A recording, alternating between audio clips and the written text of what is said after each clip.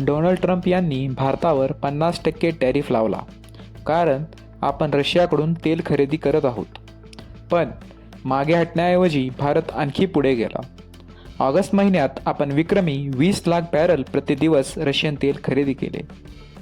म्हणजे आपल्या एकूण तेल आयातीपैकी जवळपास 38% रशियाकडून आले आणि आता सप्टेंबरमध्ये हे 40%वर पोहोचणार आहे. हा आत्तापर्यंतचा सर्वात जास्त आकडा आहे. भारताने स्पष्ट केले आहे, जोपर्यंत आपल्याला फायदा होत आहे तोपर्यंत आपण रशियाकडून तेल खरेदी करत राहू.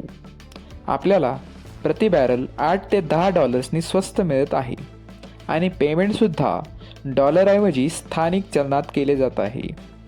एका बाजूला अमेरिका दबाव टाकत आहे, तर दुसऱ्या बाजूला भारत स्वतः ऊर्जा सुरक्षेवर ठाम उभा आहे. म्हणून मित्रांनो, तुम्हाला काय वाटतं कमेंट्समध्ये नक्की सांगा.